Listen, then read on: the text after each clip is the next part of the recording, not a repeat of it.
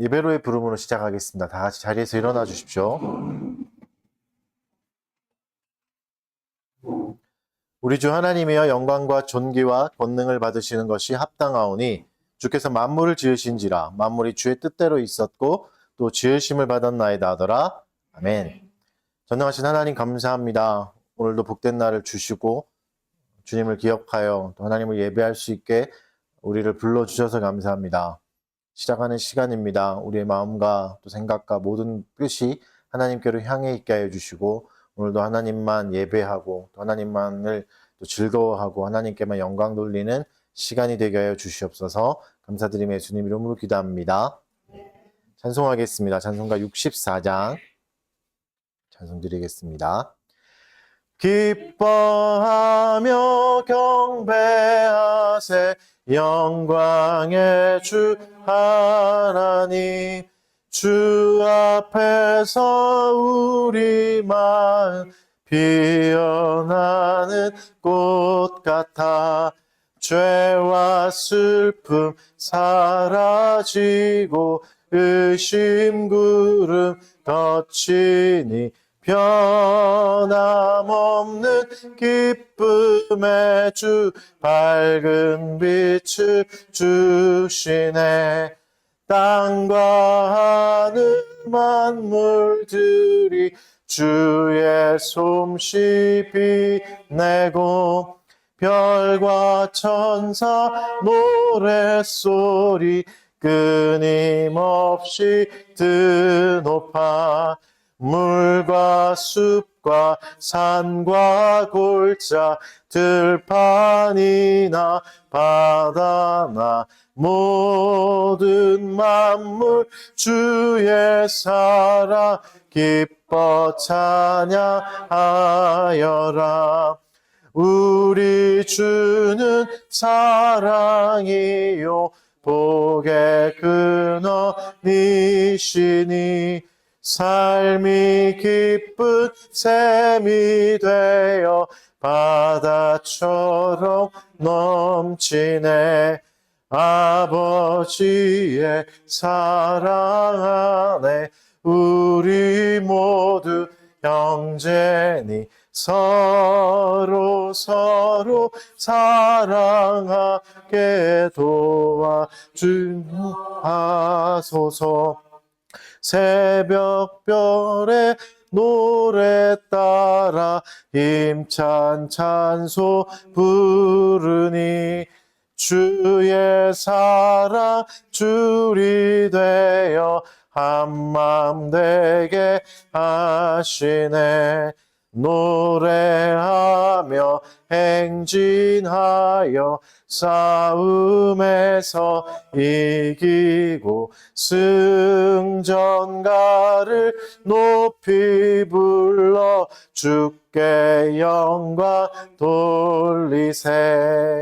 아멘.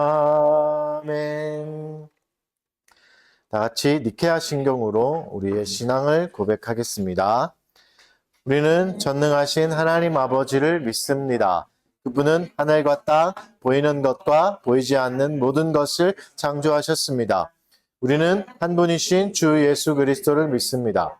그분은 하나님의 외아들이시며 세상이 시작되기 전부터 아버지로부터 나셨습니다. 그분은 빛으로부터 온 빛이시며 참된 하나님으로부터 온 참된 하나님이십니다. 그분은 창조되지 않으시고 출생하셨으며 아버지와 같은 본질을 가지고 계십니다. 만물은 그분을 통해 창조되었습니다. 그분은 우리 인간을 구원하시기 위해 하늘에서 내려오셨고 성령으로 말미암아 동정녀 마리아에게서 사람이 되어 태어나셨습니다. 그분은 본디오 빌라도 치하에서 우리를 위해 십자가에 못 박혀 고난을 받으시고 장사되셨습니다. 그분은 성경에 기록된 대로 사흘 만에 부활하시어 하늘로 올라가셨고 지금은 아버지의 오른편에 앉아 계십니다. 그분은 영광 중에 다시 오셔서 산 자와 죽은 자를 심판하실 것입니다.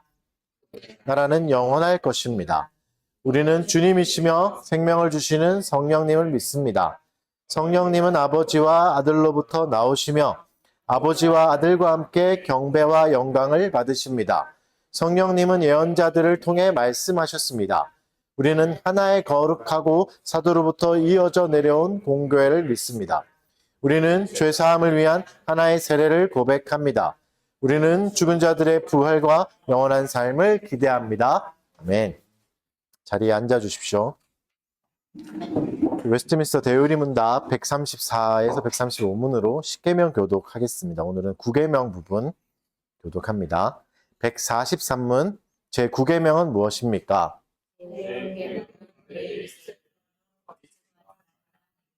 144문 제9계명에서 요구하시는 의무는 무엇입니까? 요구하시는 의무는 사람 사이의 진실함과 우리뿐만 아니라 이웃의 명예를 보존하고 증진시키며 진실을 위해 나서고 하고 재판과 공의에 이르거나 다른 모든 일에서 마음으로부터 진심으로 자유롭게 분명하고 충분하게 오직 진실만을 말하고 우리 이웃을 너그럽게 평가하고 그들의 명성을 사랑하고 바라고 크게 기뻐하며 그들의 연약함을 크게 슬퍼하고 덮어주며 그들의 은사와 은혜를 기꺼이 인정하고 그들의 무죄를 변호하고 그들에 대한 좋은 세평은 기꺼이 받아들이고 그들에 대한 나쁜 세평은 시인하기를 꺼려하며 참소와 아첨과 중상을 저지하고 우리의 명성을 사랑하고 보살피되 필요할 때는 보호하고 정당한 약속을 지키고 정직하며 사랑스러운 것은 무엇이든지 또 높이 평가하는 좋은 세평은 연구하고 실천하는 것입니다. 145문 제9계명에서 금지하시는 죄는 무엇입니까?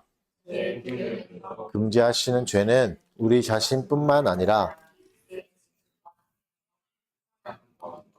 특히 공적 재판에서 훼손하는 것과 거짓 증거를 대고 거짓 증인을 매수하고 진실을 알면서도 악한 소송을 변호하고 진실을 대적하고 내리누르며 부당한 판결을 내리고 악을 선이라 하고 선을 악이라 하며 악인에게는 의인에게 하듯 보상하고 의인에게는 악인에게 하듯 벌을 주며 위조하고 진실을 은폐하고 정당한 소송에서 부당하게 침묵하고 때 우리가 견책해야 하고 다른 이들을 고소해야 할 때 잠자코 우리의 안녕을 지키려는 것, 때에 맞지 않게 진실을 말하거나 또 나쁜 목적으로 악으로 말하는 것, 진실이나 공의를 왜곡하여 나쁜 의미로 만들거나 의심스럽거나 모호하게 표현하여 진실이나 공의를 손상시키는 것, 허위를 말하고 거짓을 말하고 중상하고 자리에 없는 사람을 헐뜯고 비방하고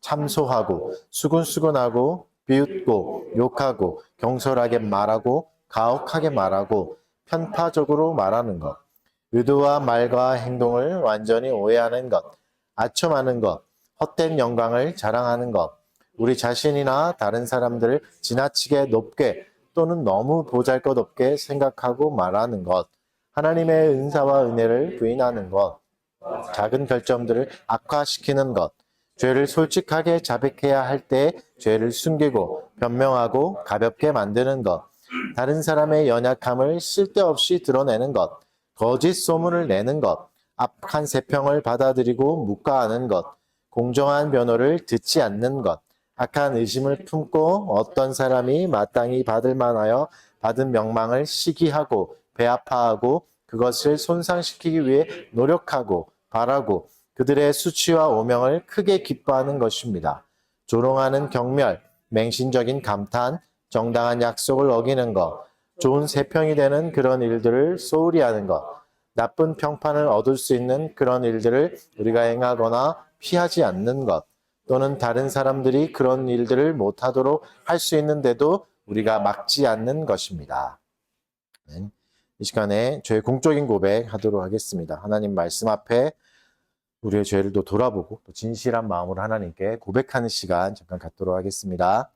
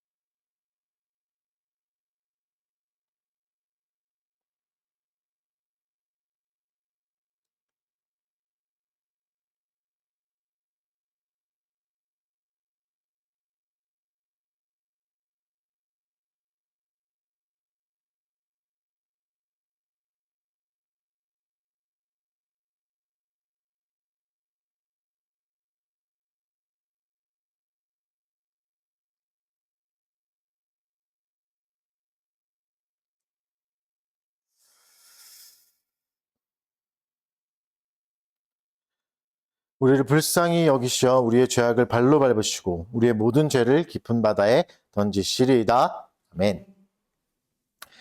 다 같이 감사 찬송하겠습니다. 자리에 일어나셔서 시편 찬송가 58장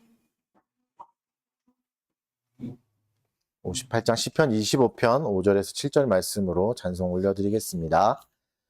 하나님은 나의 구원의 하나님, 내가 종일토록 주를 바라오니 나를 주님의 진리로 교훈하여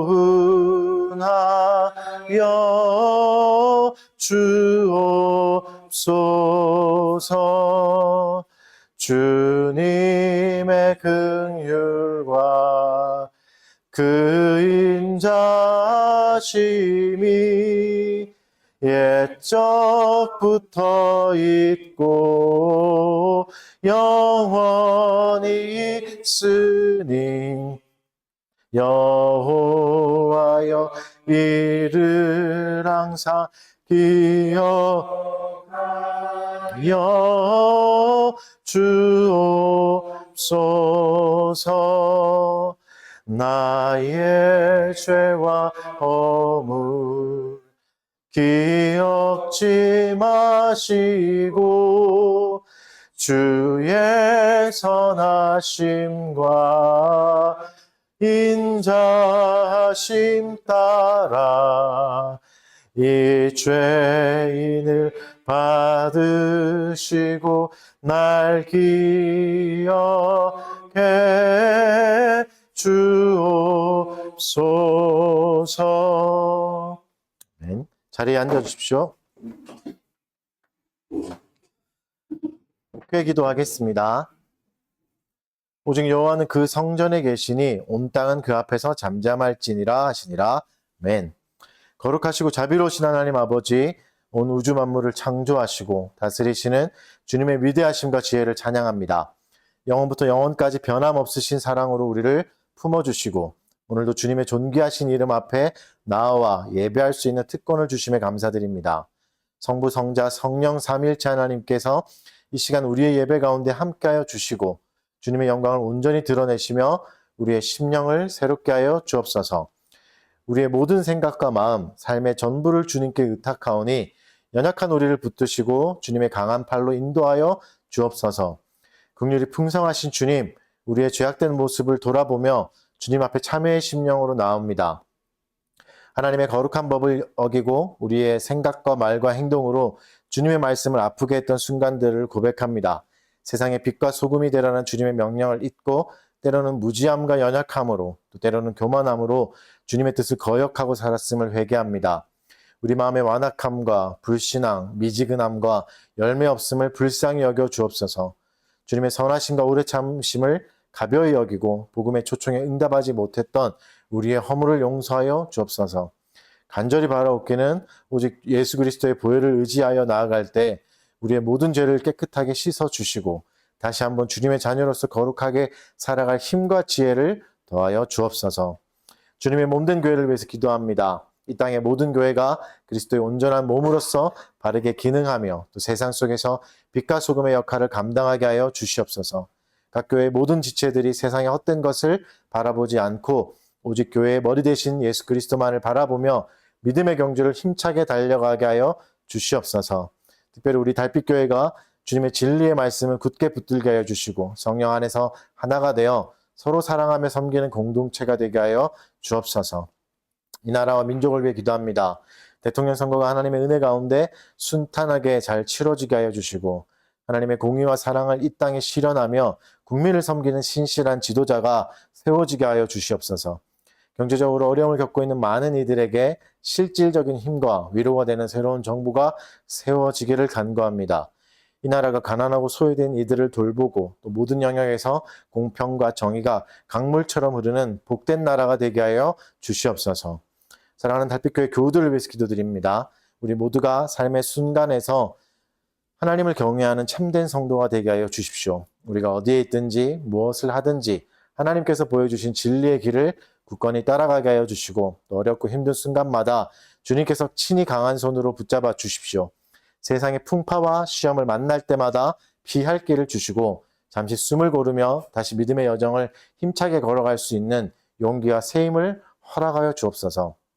우리에게 허락하신 이웃들을 사랑하게 하여 주시고 긍휼히 여기는 넉넉한 마음을 부어주십시오. 다른 이들에게 인색하지 않게 선한 것을 나눌 수 있는 경제적 여유도 허락하여 주셔서 아름다운 관계들을 잘 맺어가며 살아가게 하여 주십시오. 우리 교회 청소년들도 매일의 삶 속에서 여호와 하나님을 경외함으로 지혜롭게 살아가게 하여 주십시오. 이러한 믿음의 날들이 쌓여 건강하고 성숙한 신앙인으로 자라가게 하여 주시고 어렵고 힘든 세월 속에서도 감사와 기쁨을 잃지 않는 굳건한 믿음을 허락하여 주시옵소서.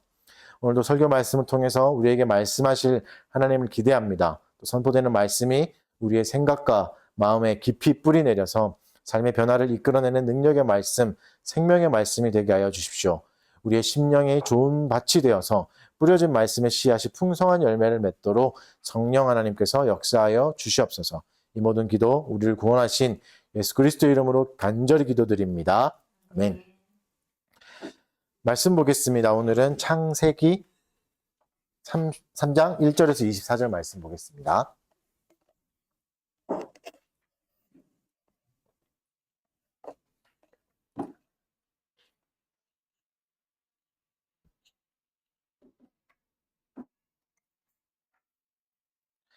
창세기 3장 1절에서 24절 한번 읽어드리겠습니다. 그런데 뱀은 하나님이 지으신 들짐승 중에 가장 간교하니라. 뱀이 여자에게 물어 이르되 하나님이 참으로 너희에게 모든 나무의 열매를 먹지 말라 하시더냐. 여자가 뱀에게 말하되 동산 나무의 열매를 우리가 먹을 수 있으나 동산 중앙에 있는 나무의 열매는 하나님의 말씀에 너희는 먹지도 말고 만지지도 말라 너희가 죽을까 하노라 하였느니라. 뱀이 여자에게 이르되 너희가 결코 죽지 아니하리라. 너희가 그것을 먹는 날에는 너희 눈이 밝아져 하나님과 같이 되어 선악을 알 줄 하나님의 아심이니라. 여자가 그 나무를 본즉 먹음직도 하고 보암직도 하고 지혜롭게 할 만큼 탐스럽기도 한 나무인지라. 여자가 그 열매를 따먹고 자기와 함께 있는 남편에게도 주매 그도 먹은지라. 이에 그들의 눈이 밝아져 자기들이 벗은 줄 알고 무화과 나무 잎을 엮어 치마로 삼았더라. 그들이 그날 바람이 불 때 동산에 거니시는 여호와 하나님의 소리를 듣고 아담과 그의 아내가 여호와 하나님의 낯을 피하여 동산 나무 사이에 숨은지라. 여호와 하나님의 아담을 부르시며 그에게 이르시되 내가 어디 있느냐. 이르되 내가 동산에서 하나님의 소리를 듣고 내가 벗었으므로 두려워하여 숨었나이다. 이르시되 누가 너의 벗었음을 내게 알렸느냐. 내가 내게 먹지 말라 명한 그 나무 열매를 내가 먹었느냐. 아담이 이르되 하나님이 주셔서 나와 함께 있게 하신 그가 그 나무 열매를 내게 주므로 내가 먹었나이다. 여호와 하나님이 여자에게 이르시되 내가 어찌하여 이렇게 하였느냐. 여자가 이르되 뱀이 나를 꿰므로 내가 먹었나이다. 여호와여 하나님이 뱀에게 이르시되 내가 이렇게 하였으니 내가 모든 가축과 들의 모든 짐승보다 더욱 저주를 받아 배로 다니고 살아있는 동안 흙을 먹을지니라. 내가 너로 여자와 원수가 되게 하고 내 후손도 여자의 후손과 원수가 되게 하리니 여자의 후손은 내 머리를 상하게 할 것이요 너는 그의 발꿈치를 상하게 할 것이니라 하시고 또 여자에게 이르시되 내가 내게 임신하는 고통을 크게 더하리니 내가 수고하고 자식을 낳을 것이며 너는 남편을 원하고 남편은 너를 다스릴 것이니라 하시고 아담에게 이르시되 내가 내 아내의 말을 듣고 내가 내게 먹지 말라 한 나무의 열매를 먹었은즉 땅은 너로 말미암아 저주를 받고 너는 내 평생에 수고하여야 그 소산을 먹으리라. 땅이 내게 가시덤불과 엉겅퀴를 낼 것이라. 내가 먹을 것은 밭의 채소인즉 내가 흙으로 돌아갈 때까지 얼굴에 땀을 흘려야 먹을 것을 먹으리니 내가 그것에서 취함을 입었음이라. 너는 흙이니 흙으로 돌아갈 것이니라 하시니라. 아담이 그의 아내의 이름을 하와라 불렀으니 그는 모든 산자의 어머니가 됨이더라. 여호와 하나님이 아담과 그의 아내를 위하여 가죽옷을 지어 입히시니라. 여호와 하나님이 이르시되 보라 이 사람이 선악을 아는 일에 우리 중 하나같이 되었으니 그가 그의 손을 들어 생명나무 열매도 따먹고 영생할까 하노라 하시고 여호와 하나님이 에덴 동산에서 그를 내보내어 그의 근원이 된 땅을 갈게 하시니라.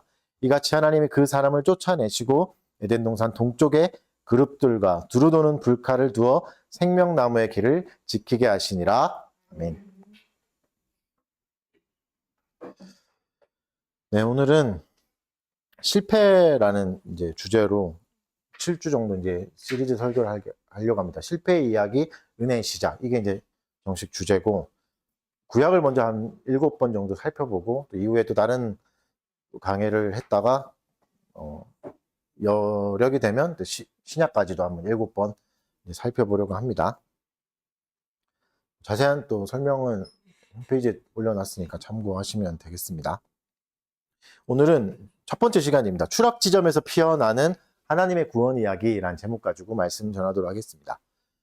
이제 태평양 전쟁 때, 그 세계 제2차 대전이죠. 2차 대전 때 미국하고 이제 일본이 먼저 이제 미국에 공격을 가했잖아요. 진주만 공격을 강행했을 때, 이제 그 당시만 해도 미군이 좀 열세였습니다. 항공모함이나 뭐 항공기 운영 능력이 일본보다 좀 떨어졌어요. 그래서 열세를 극복하기 위해서 이제 노력을 많이 했죠. 연구를 많이 했는데, 그 중에 이제 그런 연구를 했습니다. 미 해군의 전투기 중에 살아 돌아온 비행기들이 있잖아요. 살아 돌아온 비행기가 어디를 맞았는가, 피탄 부위죠. 어디를 맞았는가를 분석해서 이제 자료를 조사한 거죠. 그리고 그 부위 공통된 지점이 있을 거 아니에요. 가장 많이 맞은 부분들.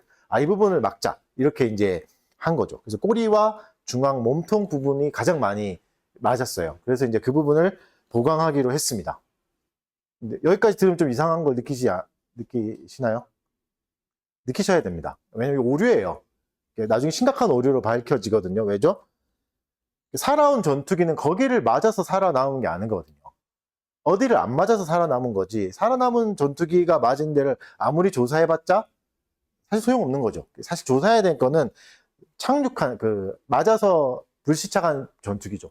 맞아서 못 돌아온 전투기. 여기를 맞았으니까 못 돌아왔다. 이걸 조사해야 되는데 잘못한 거죠. 이게 생존 편향이라고 하는 겁니다. 살아남은 게 이유가 그거가 아닌데, 이게 이유겠지라고 생각하는 거죠. 생존 편향. 그래서 다른 부분을 맞지 않은 게 더 중요하죠. 어디를 맞았냐가 아니라 어디를 맞지 않았느냐. 이걸 조사했어야 하는 거죠. 그래서 여러분, 생존 편향이 생각보다 많습니다. 지금도 우리가 아무런 문제 없이 느껴지잖아요. 그렇지, 당연히 그거 조사해보서 하면 괜찮겠구나 이렇게 생각하는 게 편향에 빠져 있기 때문에 그렇거든요. 이런 편향이 우리가 굉장히 많습니다. 살아남은 자들, 성공한 사람들, 이런 사람들의 이제 비법을 분석하고 배우려는 시도, 이런 거 많이 하잖아요. 합격수기, 이런 거 많이 보잖아요. 많이 보셔서 아시겠지만 별로 나에게 도움이 되지 않죠. 왜냐하면 생존 편향입니다. 그래서 그런 거죠. 그러니까 살아남은 것보다는 추락한 것들, 실패한 것을 사실 더 연구해야 된 거죠. 그들이 어디를 안 맞아서 어디를 맞아서 추락하게 되었나? 어디를 안 맞아서 살아 돌아오게 됐나? 이걸 분석해야 되는 거죠. 그러니까 생존 편향에 빠지기 쉬운 이유가 뭐냐면, 우리는 실패를 좀 부정합니다. 내 인생에 실패했어. 나는 이 시험에서 떨어졌어. 여기를 내가 못했어. 좌절했어. 이런 걸 좀 부정하죠. 삶에서 실패가 일어난다고 생각해 보십시오. 내가 원하는 대학을 못 가고, 내가 원하는 직장도 못 가고, 내가 원하는 가정을 못 꾸리고, 내가 원했던 것을 다 못하게 됐을 때, 실패했다고 생각될 때, 일단은 어떻죠? 부끄럽죠. 부끄러움도 있고, 숨기고 싶습니다. 불편하고. 다시 그걸 돌아보는 게 괴롭습니다. 근데 사실은 실패를 분석해야 오히려 도움이 됩니다. 사람들의 합격, 성공, 합격수기, 성공 방식에 매료되어서 그들을 배우려고 하지만, 진짜 중요한 건 그들이 뭘 안 했는가입니다. 뭘 해서 성공했냐가 아니죠. 똑같은 방법을 아무리 따라해도 내가 성공할 수 없죠. 그 방법이 아니니까. 똑같은 방법으로 실패한 사람도 수두룩합니다. 그들이 그 방법을 써서 성공한 게 아니죠. 그래서 실제로 성공한 후에도 그 성공을 제대로 분석하기가 이렇게 어렵습니다. 생존 편향이기 때문에. 이런 방식은 우리에게 도움이 되지 않습니다. 그래서 실패를 들여다봐야 됩니다. 현대사회는 더욱더 실패를 부정합니다. 특히 우리나라는 더 그런 분위기죠. 실패한 자들에게 다시 기회가 잘 안 주어집니다. 근데 그나마 또 현대사회에서는 실패를 좀 배워보자, 이러는 관점도 있는데, 긍정적 관점도 있지만, 그나마 그런 사람들도 어떻게 실패를 정의하냐면, 도전하지 않는 게 실패다, 이 정도에 그칩니다. 실패는 우리에게 두려움을 주죠. 그러니까 이제 마치 바라보기도 힘들고 괴롭습니다. 스스로 먼저 낙인을 찍어버리기도 합니다. 이렇게 가면 실패한다. 이렇게 가면 뒤처진다. 이렇게 가면 큰일 난다. 그래서 뭔가 하기 전에 자기 검열이 되게 심합니다. 이거 해봤자 뭐 하겠냐 내가.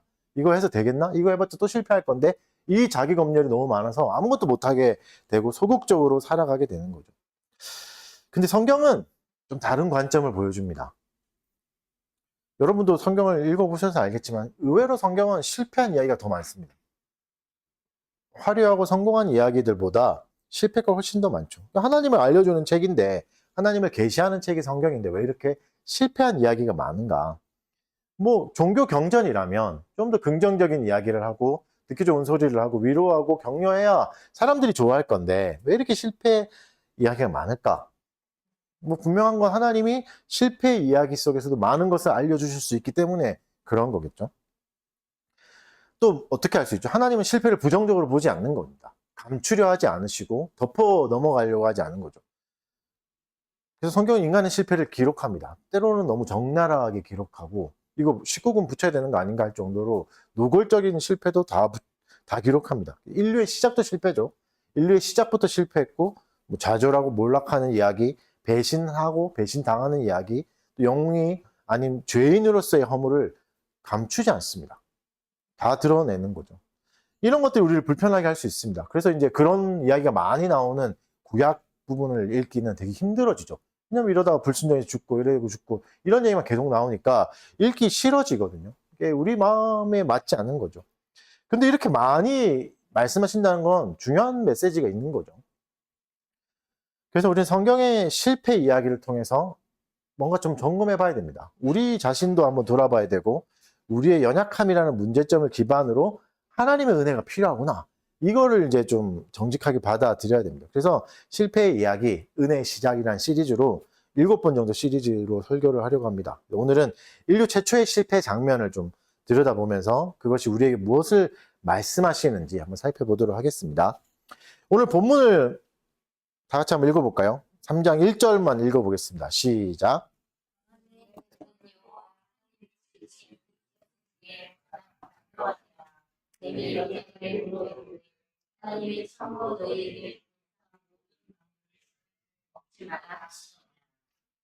본문은 뱀을 소개하면서 시작합니다. 뱀. 그러면서 뭐라고 그러죠? 하나님이 지으신 들짐승 중에, 피조물 중에 가장 간교한 존재다. 이렇게 말하죠. 그러니까 이 뱀이 이제 유혹할 거고 무슨 일이 일어나는지 우리가 다 알지만 이 뱀을 어떻게 말하죠? 하나님이 지으신 피조물 중에 하나다. 이 말은 무슨 말이죠? 악이 피조 세계 안에서 발생했다는 걸 알 수 있습니다. 이게 왜 중요하냐면 보통 이원론으로 자꾸 인식하거든요, 세상을. 하나님이 창조하신 세상이 있고 악의 세상이 있다. 이 세상이 침범해 와가지고 우리가 이렇게 됐다. 우리 흔히 이렇게 생각하죠. 무슨 음란한 귀신이 있고 음란한 마귀가 있고 이렇게 해서 이제 우리가 유혹에 빠진다. 이게 이원론적인 세상인 해석인데 오늘 본문은 분명하게 말하죠. 창조하신 세계 밖에서 악이 들어왔다. 이렇게 하지 않으시고 하나님이 창조하신 세상 안에서 가장 강교한 뱀이 있다. 이렇게 말씀하십니다. 그래서 이원론적인 해석은 경계해야 됩니다. 분명하게 말씀해 주시죠. 그럼 악은 어떻게 작용하는가? 악이 피조 세계에서 발생했다는 건 뭐죠? 하나님이 다 만드시고 생육하고 번성하고 다스리시는데 그 세계에서 발생했다는 건 창조주에게 반기를 들었다는 겁니다. 창조주에게 불순종을 했다. 하나님에 대한 불순종으로 악이 시작한 거구나. 이것을 알게 되는 겁니다. 악은 하나님의 말씀에 불순종으로부터 시작한 겁니다. 그래서 악이 하는 근본적인 일은 말씀에 대한 불순종이죠. 불순종이 일어나는 단계를 봅시다. 뱀이 먼저 여자를 찾아가서 뭐부터 하죠? 하나님의 말씀부터 왜곡합니다. 말씀을 그럴듯하게 해석해요. 다르게 해석해버리는 거죠. 모든 나무 열매를 먹지 말라 하시더냐? 하나님이 이제 선악과만 먹지 말라고 하셨는데 모든 나무를 먹지 말라 하셨느냐? 하면서 질문 안에서 왜곡을 합니다. 에덴 동산에서 하나님이 선하심을 보여주신 명령을 왜곡해서 하나님이 모든 나무를 못 먹게 하는 분인가? 이런 말 뭐죠? 하나님이 인색한 분이다. 하나님이 굉장히 쪼잔한 분이다. 이거 다 막으시고 하나님은 계속 우리를 억압하고 강제하고 억지로 우리를 올가매는 분이다는 오해를 넣어버리는 거죠. 그래서 이 말이 여자가 흔들려 버립니다. 여자의 생각 안에서도 하나님의 말씀에 대한 왜곡이 일어나죠. 만지지도 말라 하셨다. 죽을까 하노라. 죽을 수 있다. 죽을지도 몰라. 이렇게 하셨다라고 이제 얘기하죠. 근데 하나님 하신 말씀이 아닙니다. 하나님 분명히 말씀은 정령 죽으리라. 반드시 죽는다.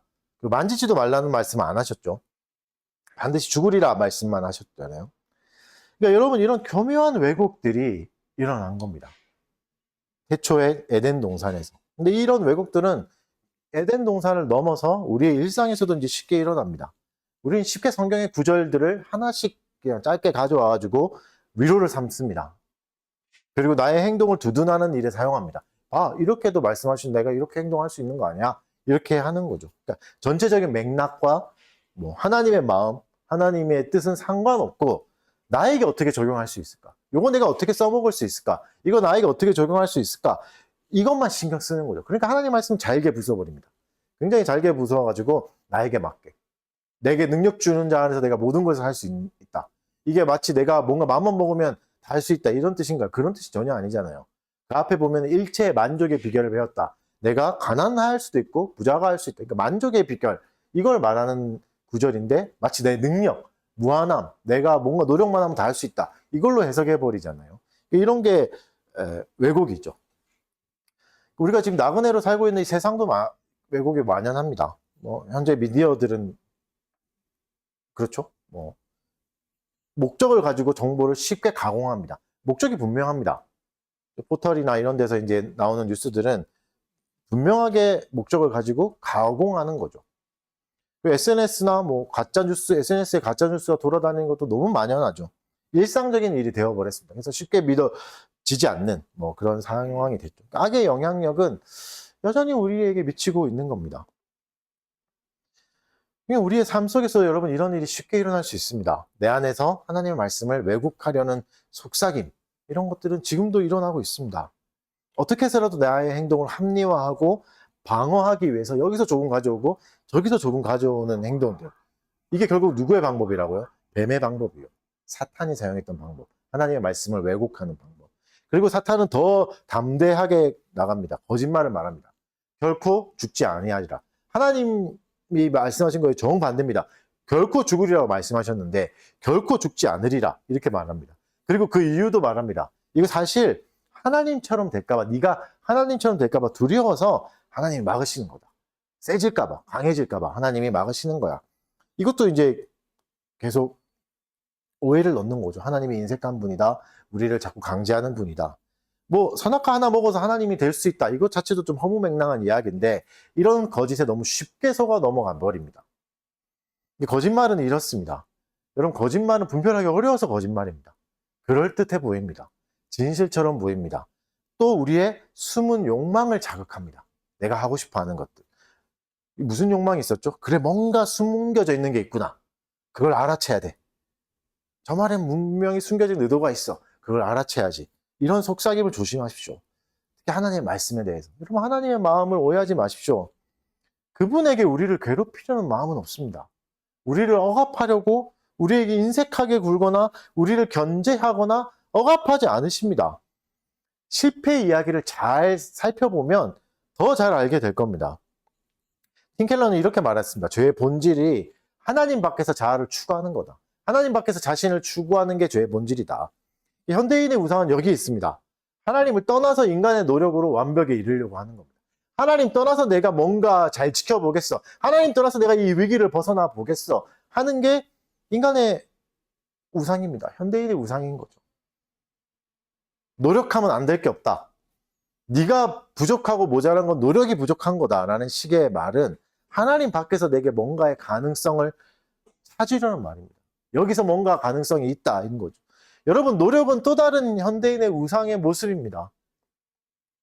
노력이 물론 좋은 것이지만, 그걸 부정하는 건 아니지만 그것이 항상 우리를 좋은 데로 데려다 줄 수는 없습니다. 노력한다고 해서 항상 우리가 원하는 게 될 수 없죠. 왜죠? 노력은 하나님이 아니니까. 노력은 신이 아닙니다. 한다고 되는 게 아닙니다.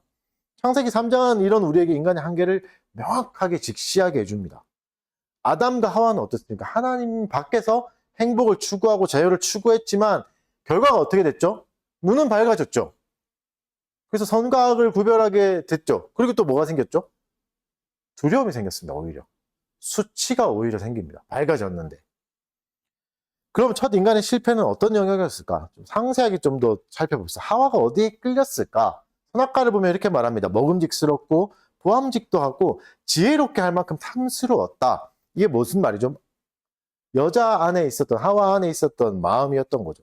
저것을 먹으면 내 삶이 더 나아지겠구나. 훨씬 더 맛있는 느낌이 날 거고, 훨씬 더 내 삶이 행복해지고 윤택해질 거고, 훨씬 더 내가 보기에 좋아지겠다. 그리고 내가 더 지혜로워지겠다. 세상을 잘 살아갈 수 있겠네? 이런 생각이 든 거죠. 이게 인간 속에는 끝없는 탐욕입니다. 좀 더 나은 삶을 추구하는 거죠. 물론 이게 뭐 나쁘냐? 이렇게 반문할 수 있겠지만, 그것도 하나님 안에서 추구해야 됩니다. 더 나은 삶도. 아담과 하와가 지금 어디 있는 거죠? 에덴 동산에 있어요. 에덴 동산, 어떤 곳이죠? 먹을 거 걱정 안 해도 되는 곳. 심지어 벗었어도 부끄럽지 않은 곳입니다. 수치도 없고 부끄러움도 없었던 곳이죠. 내일 뭐 해봐야 되지? 고민 안 해도 되는 거죠. 여러분, 이런 걱정, 뭐 먹어야 되나? 걱정, 내 미래 뭐 해야 되지? 이런 걱정이 없는 곳이에요. 우리가 그토록 바라는 게 그거잖아요. 근심 걱정 없는 곳. 먹고 살 걱정 없이 살았으면 좋겠다. 미래 걱정 안 했으면 좋겠다. 그게 에덴 동산입니다. 그게 가능한 곳인데, 그곳에서 더 나은 삶을 꿈꾼 겁니다. 더 지혜로우고 싶다. 저것을 취하면 더 내가 나아지겠다는 욕망. 그래서 여러분, 우리의 욕망은 이렇습니다. 끝이 없습니다. 만족을 모릅니다. 그리고 우리의 욕망이 오히려 우리를 망가뜨릴 수 있습니다. 우리의 욕망은 선한 게 아닙니다. 반대 극부를 생각해야 됩니다. 근데 그걸 잘 생각하지 않죠. 내 꿈을 이루었을 때 생기는 나쁜 것도 생각해 봐야 되는데 그런 가능성을 생각하지 않습니다. 내 돈을 그냥 빡빡 모아가지고 영끌해가지고 집만 사면 되나? 집 산 뒤에 내 삶이 더 나빠질 수도 있는데 내가 원하는 대학을 가기만 하면 되나? 그것이 정말 나를 돋보이게 해주고 더 나은 삶이 되게 해줄까? 명문대 나와서 더 악한 범죄에 빠진 사람도 많습니다. 2024년에 S대에서 일어난 N번방과 비슷한 사건 기억나십니까? 12명의 성범죄 피해자가 나왔던 명문대잖아요. 그토록 원하던 대학 간 사람들이잖아요. 그 사람들이 그런 죄를 저지르는 거죠. 중요한 게 뭐죠? 우리의 욕망도 선하지 않다. 하나님 안에서 통제되어야 한다는 겁니다. 다스림 받아야 된다는 거죠. 그러니까 하나님이 주신 범위를 벗어나는 것을 꿈꾸는 건 우리의 욕망이 잘못 사용하고 있는 겁니다. 욕망이 잘못된 겁니다. 십계명을 벗어나서 우리가 더 자유로울 수 있다. 더 행복할 수 있다. 더 좋은 사람이 될 수 있다. 허망한 생각은 여전히 사탄의 유혹입니다. 아담과 하와는 어땠죠? 하나님을 벗어나서 하나님의 말씀 밖에서 행복을 추구하려 했습니다. 어떻게 됐죠? 관계가 다 파괴돼 버립니다. 서로를 비난하고 서로 책임을 떠넘기는 관계가 되어버렸죠. 또 하나님을 피해보려는 허망한 시도도 일어나 버립니다. 특히 가장 큰 실패 중에 하나는 이겁니다. 하나님이 주신 권위가 있거든요. 명령이 있어요. 그 중에 하나가 뭐였죠? 모든 만물을 다스리라. 생육하고 번성하고 땅에 충만하고 이 만물을 너에게 맡길 테니까 네가 이거 다 다스려야 돼. 권위를 주신 거잖아요. 이 권위를 잘못 사용합니다. 이걸 부정해 버립니다. 권위가 없어지면 더 좋은 세상일까요, 여러분? 아담과 하와는 권위를 부정해 버렸습니다. 무슨 권위죠? 뱀을 다스려야 할 사람은 아담과 하와였어요. 근데 반대가 돼 버리죠. 뱀에게 다스림을 받습니다. 뱀이 하라는 대로 하게 되잖아요. 하나님 주신 권위를 바꿔버린 거죠. 그래서 눈은 밝아졌습니다. 밝아짐이 그들에게 영광과 자유를 더 줬습니까? 그렇지 않죠. 오히려 벗었음을 깨닫게 되고 수치가 들어옵니다. 수치심을 느끼게 된 거죠. 근데 이게 수치심을 가릴 수도 없어요. 나뭇잎으로 무화과 나뭇잎 가져와서 자신을 가리려 했습니다. 하루도 못 가는 나뭇잎, 금세 썩어버리는 이걸로 나를 가리려고 하는 거죠. 부끄러움이란 것이 인간의 마음에서 시작된 겁니다. 첫 시작은 뭐였죠? 하나님처럼 되고자 했던 마음들, 하나님 좀 벗어나 보자 했던 마음들. 이게 오히려 하나님의 임재로부터 도망쳐버리는 결과가 나온 거죠. 여러분, 우리 안에도 이 마음이 있습니다. 하나님의 임재를 싫어하고 피하고 싶은 마음이 있습니다. 이 마음대로 사는 게 그럼 정직한 삶일까요? 인간의 본성에 또 뭐가 생겼죠? 책임 전가라는 게 생겼습니다. 책임을 지지 않게 됐어요. 나 스스로를 못 바라보는 거죠. 진실하게 나의 책임을 인정하지 못하게 됐습니다. 아담은 여자에게 책임을 전가합니다. 여자는 뱀에게 책임을 전가하죠. 궁극적으로 누구에게 책임을 전가하는 거죠? 하나님한테 전가하는 겁니다. 하나님 왜 이렇게 해주셔가지고, 왜 에덴 동산 만드셔가지고, 왜 만드셔서 이러냐? 결국 그거죠. 하나님이 나를 힘들게 한 거잖아요. 이런 말이죠. 반항이죠. 여러분, 진짜 하나님이 아담과 하와를 힘들게 한 건가요?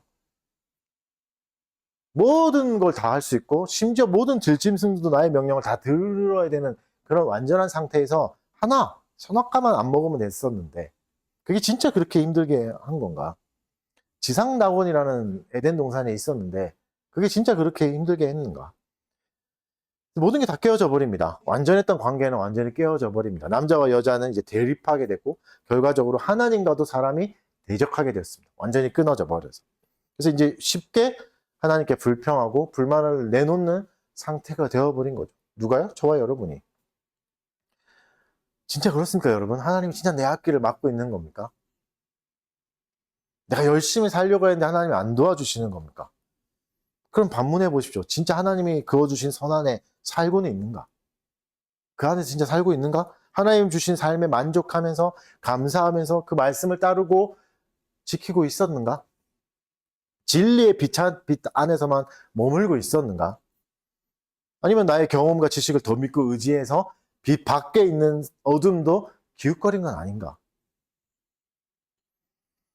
여러분, 완전히 실패한 두 사람에게 하나님이 어떻게 반응하셨을까요? 우리 같았으면 어떻게 했을까요? 지지쳐야죠.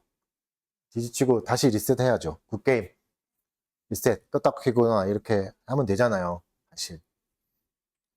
아니면 그냥 버려버리시던가 포기해버리시던가 하면 되는데 어떻게 하셨죠? 3장 9절 같이 읽어보겠습니다.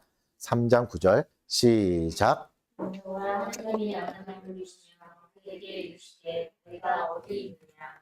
여러분, 만약에 우리가 엄청난 투자를 하고 엄청난 사랑을 보여주고 그랬는데 돌아오는 결과가 너무나 비참하고 최악의 결과를 내놓는다면 완전히 실망하고 돌아서 버리겠죠. 하나님이 에덴 동산을 주시고 완전한 모든 고난을 다 아담에게 주셨는데 실패했잖아요. 근데 어떻게 하셨죠? 완전히 실패한 아담을 부르십니다. 찾으십니다. 내가 어디 있느냐? 이렇게 물으세요. 근데 하나님이 어디 있는지 몰라서 물으시는 건 아니잖아요. 이 질문은 여전히 이 많은 것을 우리에게 알게 해줍니다. 첫 번째 뭘 알 수 있죠? 하나님이 여전히 실패한 인간에게 먼저 찾아오신다. 하나님이 먼저 찾아오십니다. 우리는 그를 피하고 싶고 원망만 쏟아놓고 싶고 그럴 때도 먼저 찾아오십니다. 그리고 여전히 궁금해 하십니다. 어디 있는 거니 네가? 네가 어디 있는 거니? 그리고 우리가 어디 있는가를 질문을 통해서 인식하게 해줍니다. 내가 지금 어디 있는가? 하나님의 임재 밖에 있구나. 나 지금 하나님 안에서 만족하고 있지 못하구나. 이 질문을 통해 알게 해주시는 거죠. 이건 탓하려는 게 아닙니다. 탓하려는 게 아니라 그 임재 안으로 다시 들어오라는 초대죠. 내 목소리 들리지? 그러니까 여기로 와. 이 말이잖아요. 여러분, 우리는 타락했습니다. 그래서 스스로를 살필 수가 없어요. 스스로 책임질 수도 없고 스스로가 악함을 깨달을 수 없습니다. 그래서 하나님이 우리에게 거울처럼 다가오십니다. 하나님이 올 때 우리의 못난 모습을 직면하게 하십니다. 너무 괴롭죠? 이 시간 너무 창피하고 도망치고 싶습니다. 하지만 그렇게 하나님이 다가오셔야 하나님이 얼마나 필요한가 그걸 깨달을 수 있습니다. 왜냐면 그전에는 엉뚱한 걸 자꾸 추구했으니까, 하나님 밖에서의 삶을 자꾸 추구했으니까 하나님이 찾아오셔서 거울을 보여주셔야 이걸 깨달을 수 있습니다. 괴롭지만 은혜의 시간입니다. 스스로 절대 깨달을 수 없다니까요. 하나님이 이렇게 찾아오셔야지만 깨달을 수 있는 겁니다. 그러니까 실패한 아담을 이제 하나님이 찾아오시고 그럼 어떻게 하시는가? 은혜로 우리에게 찾아오시지만 죄에 대한 심판은 분명하게 하십니다. 그냥 덮고 넘어가는 건 없습니다. 악은 반드시 심판해야 공의로운 거지 덮고 넘어가자, 없는 일로 하자, 이거는 공의로운 게 아니잖아요. 죄에 대한 타협이 없으십니다. 그래서 모든 죄에 대해서는 심판은 필연적입니다. 뱀은 어떻죠? 심판받습니다. 이제 너는 배로 걸어 다녀라. 흙을 먹어라. 이렇게 돼버리죠. 그 여자에게도 고통이 주어집니다. 임신과 해산에 큰 고통이 지어집니다. 추측해보면 그전에는 이 고통이 없었겠죠. 임신도 해도 해산해도 고통이 없었겠지만 엄청난 고통이 생기는 거죠. 때로는 죽을 수도 있는. 그리고 남편과의 관계에도 왜곡이 일어나 버립니다. 남편을 원하지만 남편은 너를 다스릴 것이다. 남편과의 관계, 아내와 남편과의 관계, 아담과 하와의 관계는 타락 전에는 완전한 조화와 완전한 상호 보완의 관계였습니다. 누가 먼저랄 것도 없이, 누가 위아래도 없이. 그러나 남편을 원하게 된다, 이렇게 말하죠. 이건 단순한 애정이나 갈망을 말하는 단어가 아니라 남편을 통제하려는 욕망, 지배하려는 욕망이 생긴 거죠. 아내분들 많이 느끼시죠? 저 화상을 내가 이렇게 해야. 근데 하나님이 웃기게 어떻게 하신 거죠? 이 관계에서 그렇게 멍청해 보이고 바보 같아 보이는 남편의 다스림을 네가 받아야 된다. 이걸로 정해버리신 겁니다. 이게 고통입니다. 고통스러운 거예요. 쉽지 않아요. 그래서 상호 보완적인 관계가 깨지고 갈등이 생기고 지배와 복종의 관계가 돼버린 거죠. 물론 그렇다고 이제 여자를 밑에 두고 남편을 위에 두고 이건 개념은 아닙니다. 힘겨루기 관계가 돼버린 겁니다. 남편을 대표로 삼으신 겁니다. 하나님. 머리로 삼으신 겁니다. 이건 둘 다에게 괴로운 겁니다. 둘 다에게 괴로운 거예요. 여자에게도 괴롭고 남편에게도 괴로운 겁니다. 둘 다에게 고통과 실망을 다 주는 비극적인 결과입니다. 남자는 또 어떻습니까? 고통을 받습니다. 땅이 이제 가시덤프를 내고 엉겅퀴를 냅니다. 원래 노동은 하고 있었지만 그 노동에 뭐가 들어오는 거죠? 비효율이 들어오고 방해와 고생이 들어온 겁니다. 그래서 우리가 열심히 일하지만 일한 만큼의 보상을 받지 못하는 세상이 돼버린 거죠. 그 세상에서 살아가게 되는 거죠. 가장 큰 심판은 또 뭐죠? 에덴에서 추방당하는 겁니다. 먹을 거 걱정 없었던, 살 거 걱정 없었던, 미래에 대한 걱정 없었던 그곳에서 추방당하고 하나님의 임재를 누릴 수 없고 생명의 풍성함을 누릴 수 없는 곳으로 추방당합니다. 이제는 뭐가 된 거죠? 죽어가는 존재가 된 겁니다. 그러면 소망은 없을까? 3장 15절 같이 읽어보겠습니다. 하나님이 선포하시는 소망을 보겠습니다. 같이 읽겠습니다. 시작. 내가 너로 여자와 원수가 되게 하고 내 후손도 여자의 후손과 원수가 되게 하리니 여자의 후손은 내 머리를 상하게 할 것이요 너는 그의 발꿈치를 상하게 할 것이니라 하시고. 하나님 어떻게 하시죠? 심판하고 계신 거예요. 지금 심판 중에 은혜를 베푸시는 겁니다. 굉장히 기이한 모순입니다. 심판 가운데 어떻게 은혜를 말씀하실 수 있는가? 이게 하나님의 능력이 빛나는 순간입니다. 여러분 누가 심판하면서 은혜를 베풀 수 있습니까? 어렵습니다. 심판을 하는데도 어떻게 구원을 보여줄 수 있습니까? 불가능합니다. 하나님이 이것을 하신 거죠. 심판을 통해서도 구원을 베푸십니다. 메시아 예고를 여기다 넣어주시는 거죠. 메시아가 올 거다. 여자의 후손이 올 거다. 그리고 다시 소망을 주시는 겁니다. 최고의 환경에서 살던 인간이 최초의 실패담을 만들어내면서 완전히 실패하고 모든 생명의 풍성함에서 다 쫓겨나서 죽음으로 갔지만 하나님의 은혜를 주시는 겁니다. 다시 은혜로 바꿔주시는 거죠. 아담은 온 인류를 대표하던 대표 선수였습니다. 그래서 그의 실패가 우리의 실패가 된 거죠. 아담 이후의 인류는 타락된 상태에서 태어나게 된 겁니다. 그 모든 죄가 우리에게 소급되어서. 그래서 여러분 우리는 첫 실패담을 전제로 인간을 이해해야 됩니다. 나를 이해할 때도 이 실패담을 전제로 이해해야 됩니다. 최고의 환경에서도 인간은 타락했다. 이후에 인간의 역사는 실패의 역사가 될 수밖에 없습니다. 여러분 인간 자체에 대한 기독교의 비관주의를 잊지 마십시오. 기독교는 인간에게 소망을 주지 않습니다. 인간을 낙관적으로 보지 않습니다. 네가 언젠간 변화할 거야. 언젠간 잘 될 거야. 아니요. 그렇게 보지 않습니다. 처음부터 시작한 존재다. 처음부터 하나님과 끊어진 존재다. 라고 시작하는 게 기독교입니다. 인간은 스스로 선해질 수가 없다. 뭔가 선한 것을 만들어낼 수가 없게 되었다. 그게 창세기 3장의 선언입니다. 3장이 왜 이렇게 중요하냐면 바빙크가 개혁교약 3권에서도 이렇게 말합니다. 원리적으로 창세기 3장은 인류의 전 역사를 담고 있으며 구원의 모든 방법과 죄에 대한 승리가 이 안에 배태되어 있다. 본질적으로 전체 복음, 은혜, 언약 전체가 여기 존재한다. 3장 전체를 인류의 역사로 볼 정도로 굉장히 중요하게 봅니다. 이 말은 뭐죠? 여기서 배워야 되는 거죠. 여기서 전체 역사를 봐야 됩니다. 우리의 상태가 어떤가? 그에 대한 하나님의 반응은 어떤가? 하나님은 어떻게 행동하셨는가? 우리가 타락 상태에서도 어떻게 소망을 가질 수 있는가? 이거에 창세기 3장에 가장 잘 나타나 있습니다. 그러면 이런 이야기로 인간의 역사를 시작하시고 보여주시는 건 왜일까? 이게 무슨 유익이 있을까? 하나님이 멋지게 모든 걸 다 세팅해 놓으시고 만들어 놓으셨는데 첫날부터 망했더라. 이 얘기잖아요. 이게 무슨 유익이 있는가? 첫 실패 이야기는 인간의 한계와 절대적 무능력을 알려줍니다. 이걸 뭐 전적 타락이라고도 부를 수 있는데 무슨 말이죠? 최고의 환경에서도 최고의 능력을 가졌지만 인간은 실패했다. 그로도 하나님과 완전히 단절돼서 안 좋은 상태가 되었다. 그런 상태에서 우리는 스스로를 구원할 수 없다. 어떠한 노력도 구원에 이를 수는 없다. 그래서 이 이야기는 우리의 본질을 보게 해주는 거울의 역할을 한다. 이게 핵심이죠. 여러분, 우리에게는 여전히 아담의 모습이 나타나 있습니다. 아담과 하와의 모습이 나타나 있습니다. 깨어진 하나님의 형상이 우리에게 있습니다. 여전히 욕망은 제어할 수 없습니다. 우리의 욕심은 제어할 수 없는 교만함이 있고요. 하나님의 말씀이라도 내 편의에 따라 해석하고 받아들이려는 불순종이 있습니다. 여전히 있습니다. 또한 나에 대한 책임을 지기 싫어하고 주변을 자꾸 탓하려는 마음도 분명히 있습니다. 두려움도 생겼고요. 수치심도 생겼고 실패를 또 제대로 바라보지 못하게 돼버린 인정하고 바라보지 못하게 되어버렸습니다. 근데 은혜가 임한다면 이 실패 속에서도 하나님의 은혜를 발견하게 됩니다.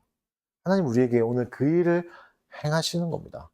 실패한 아담에게 하와에게 하나님이 먼저 찾아오십니다. 그들은 도망쳤는데 하나님이 끝까지 추적해서 찾아오십니다. 완전히 하나님과 단절된 상태에서도 포기하지 않으셨습니다. 여전히 하나님은 우리에게 질문하십니다. 네가 지금 어디 있느냐? 오늘 어디에 있느냐? 여전히 우리를 찾으신 하나님의 사랑을 기억하시기 바랍니다. 또한 이런 사랑도 거부하고 싶고 숨고 싶어하는 우리의 본성도 인정하기를 바랍니다. 하나님의 은혜는 신자를 끝까지 추적합니다. 그럼에도 불구하고 우리는 타조처럼 머리를 박고 땅에 머리를 박고 숨어 있지만 하나님의 은혜는 신자를 절대 놓치지 않습니다. 그래서 여러분 우리가 해야 될 것은 실패를 꼼꼼히 살펴봐야 됩니다.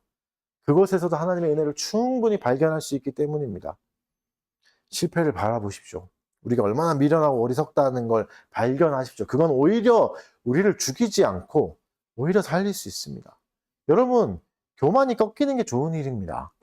교만을 꺾고 겸손을 찾을 때 회개의 기회를 얻을 수 있습니다. 회개할 수 있다는 건 은혜를 입은 자만 할 수 있는 겁니다. 여러분,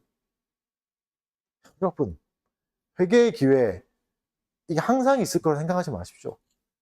곧 끝날 겁니다, 여러분. 다시는 회개할 수 없을 때가 올 겁니다. 은혜 입은 자만 할 수 있는 겁니다. 여러분을 괴롭히는 시간이 아닙니다. 영광입니다. 나중에는 알게 될 겁니다. 절망만 하는 건 여러분 겸손이 아닙니다.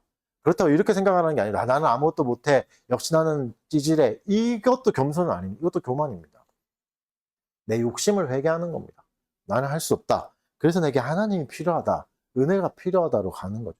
이게 진짜 겸손입니다. 하나님 여전히 당신의 자녀가 실패할 때마다 안타까워하시고 다시 돌이키기를 원하십니다. 그 마음을 외면하지 마십시오. 그래서 우리의 실패의 이야기는 오히려 하나님의 주권적인 은혜를 더 부각시킵니다. 우리가 실패할 때마다 하나님의 은혜는 거기서 떠오릅니다. 타락 이후에 인간은 노력했지만 노력은 뭐였죠? 무화과 잎 정도밖에 안 됩니다. 아무리 노력해도 무화과 잎밖에 안 돼요. 그걸로 가렸죠. 일시적인 도움밖에 안 됩니다. 잠깐의 면피밖에 안 되죠. 이런 실패한 인간에게 하나님이 뭘 주시죠? 가죽옷을 주십니다. 피 흘림이 있고 가죽옷은 어쩌죠? 누군가 죽어야 되죠. 어떤 생물이 죽어야지만 가죽이 생기고 희생이 있어야지만 생길 수 있는 속죄의 방식을 알려주시는 겁니다. 여기에 구원의 그림자가 있고 하나님의 구원의 계획이 있습니다. 네 스스로는 안 돼. 그 무화과 나무로는 안 돼. 네가 자랑하는 그 알량한 자존심과 알량한 선함으로는 안 돼. 그리스도가 필요해. 가죽옷이 필요해. 라고 말씀해 주시는 거죠. 여러분, 하나님이 여전히 실패자들을 사용하십니다. 성경에 나오는 모든 인물들은 모두 허물 많은 사람이죠. 심지어 때로는 악한 의도를 가지고 있는 사람도 나옵니다. 근데 그런 사람도 하나님 사용하십니다. 그래서 인간의 실패는 하나님의 계획을 위한 훌륭한 도구가 될 수 있습니다.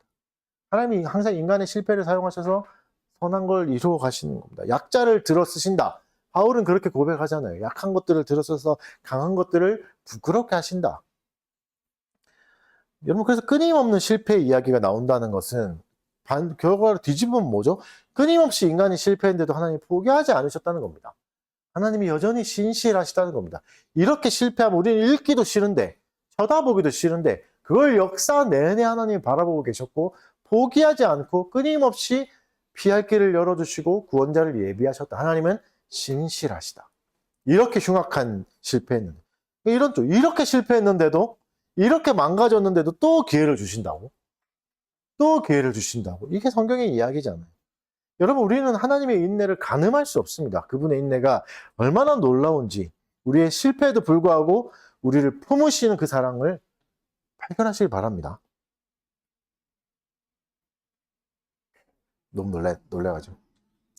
우리 실패 이야기는 뭐죠? 궁극적으로 우리에게 그리스도가 필요함을 알려주시는 겁니다.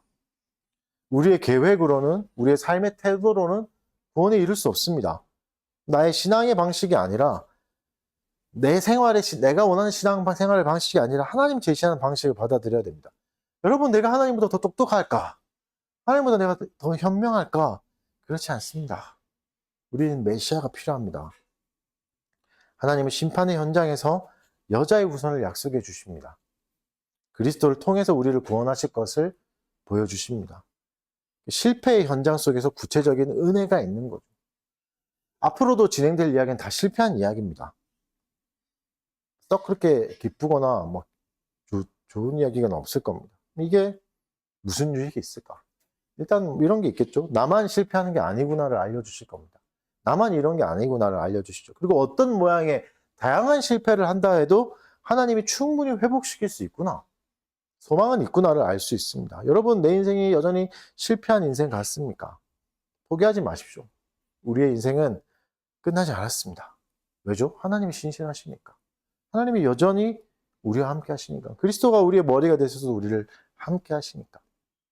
말씀을 맺겠습니다. 슬프게도 또 우리는 실패할 겁니다. 하지만 여러분, 이제는 실패를 너무 부정하지 않았으면 좋겠습니다. 받아들이십시오. 타락한 인간에게 실패는 필연적입니다. 내가 원하는 것을 못 이룰 수 있습니다. 청소년 여러분, 여러분이 원하는 대학을 못 갈 확률이 더 큽니다. 슬프죠? 여기 있는 모든 사람이 그랬습니다. 슬프죠?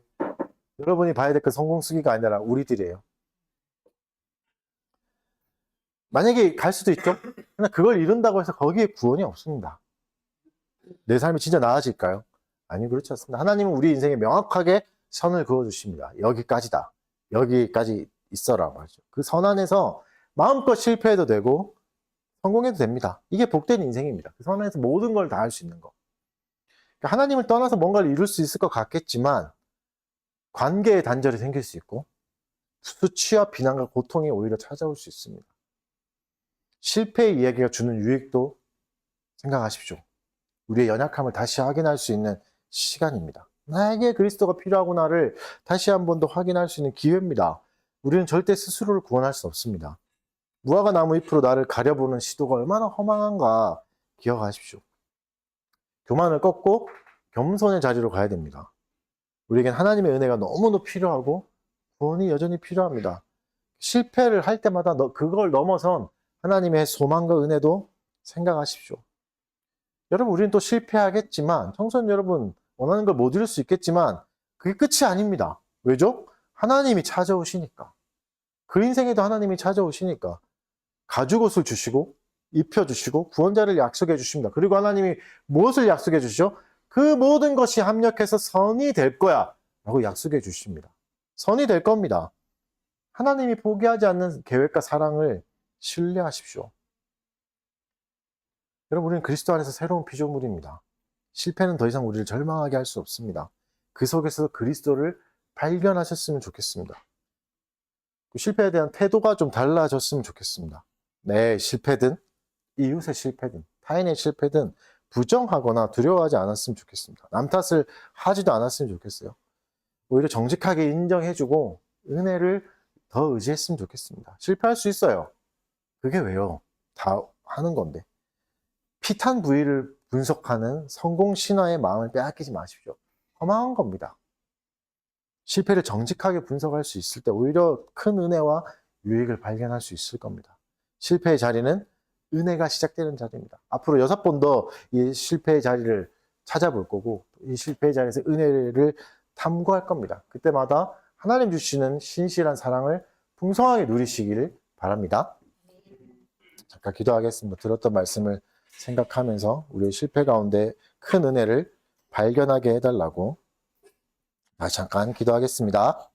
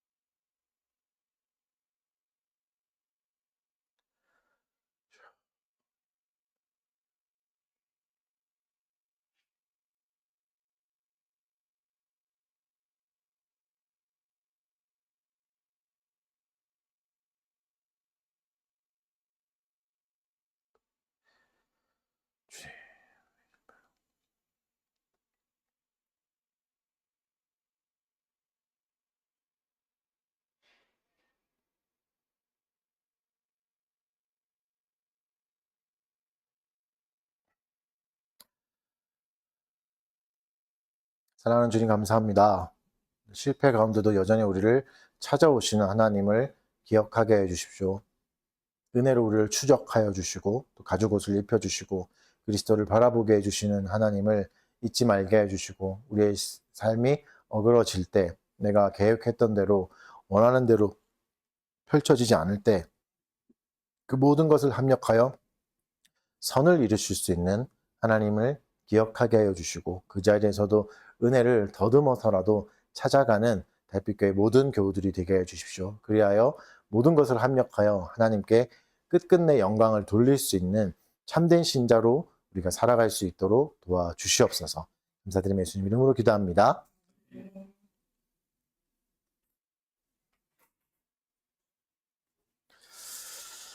네, 성찬하겠습니다.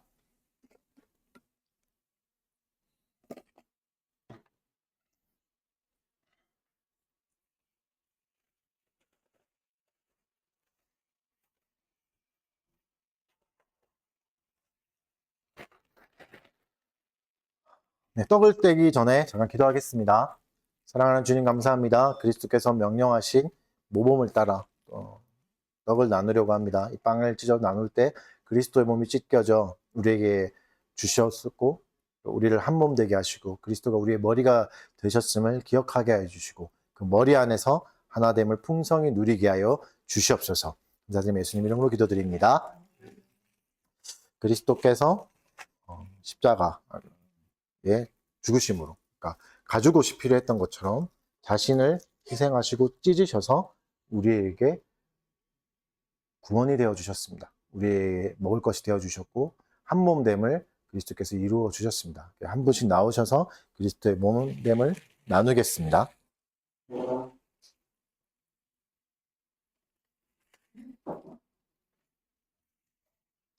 그리스도의 몸입니다. 그리스도의 몸입니다. 그리스도의 몸입니다.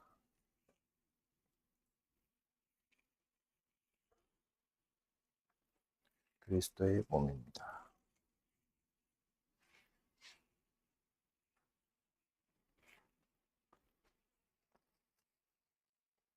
그리스도의 몸입니다.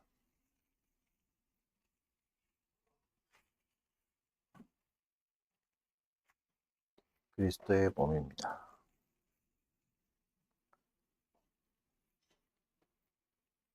그리스도의 몸입니다.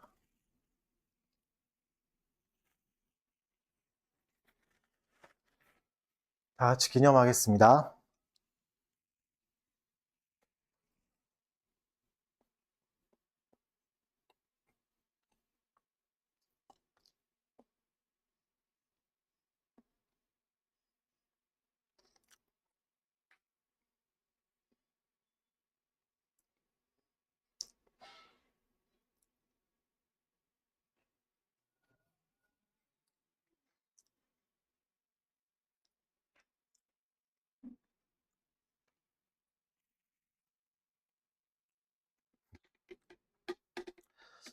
네, 잔을 나누겠습니다. 잠깐 기도하겠습니다.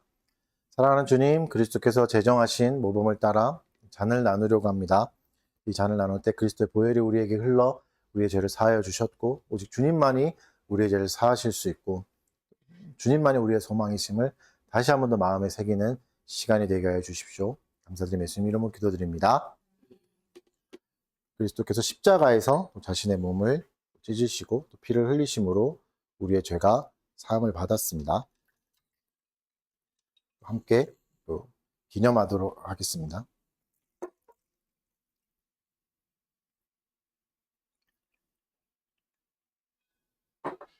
그리스도의 피입니다.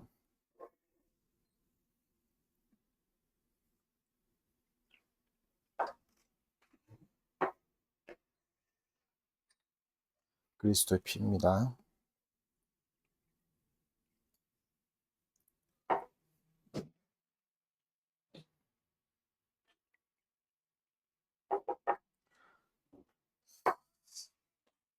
그리스도의 피입니다.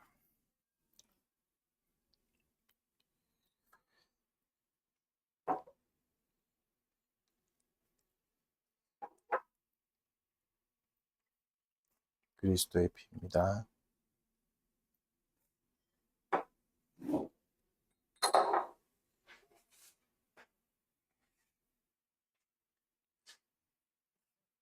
그리스도의 피입니다.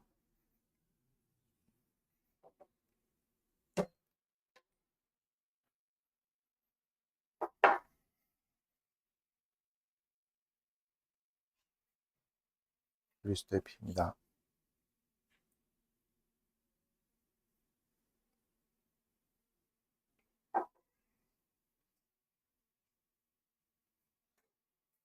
그리스도의 피입니다.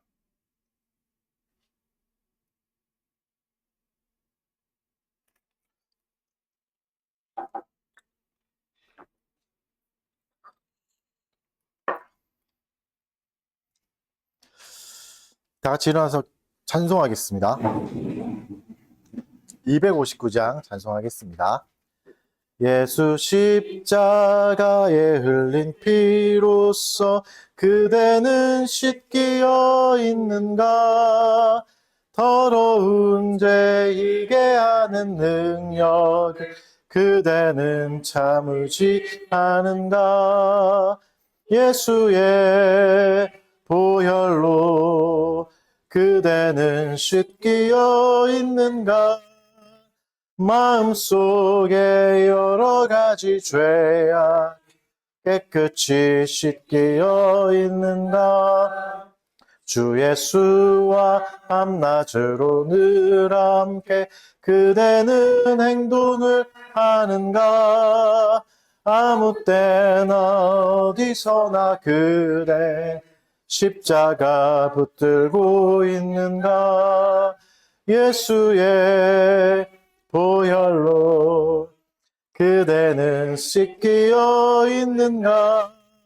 마음속에 여러 가지 죄악이 깨끗이 씻기어 있는가? 주님 예수 다시 올 그대는 영접할 복이 있는가? 그대 몸은 거룩한 곳 천국 들어갈 준비가 됐는가? 예수의 보혈로 그대는 씻기어 있는가? 마음속에 여러 가지 죄악 깨끗이 씻기어 있는가? 모든 죄에 더러워진 예복 주 앞에 지금 다 벗어서 샘물같이 솟아나는 보혈 눈보다 더 이게 씻으라. 예수의 보혈로 그대는 씻기어 있는가? 마음속에 여러 가지 죄악 깨끗이 씻기어 있는가? 네. 헌상기도 하겠습니다. 사랑하는 주님 감사합니다. 우리에게 베풀어 주신 그 은혜 덕분에 우리가 재물을 얻게 되었고 그것들 하나님의 도우심을 생각하면서 주권을 생각하면서 주께 돌려드렸습니다. 하나님의 선한에서 만족하는 우리가 되게 하여 주시고 또 하나님이 명령하신 대로 이웃과 좋은 것을 나누며 하나님께 영광 돌릴 수 있는 삶을 우리 모두가 살아갈 수 있도록 도와주시옵소서. 감사드리며 예수님 이름으로 기도합니다. 강복선언으로 예배 마치도록 하겠습니다. 여호와는 내게 복을 주시고 너를 지키시기를 원하며 여호와는 그의 얼굴을 내게로 향하여 내게 비추사 은혜 베푸시기를 원하며 여호와는 그 얼굴을 내게로 향하여 드사 평강 주시기를 원하노라. 네, 자리에 앉아 주십시오.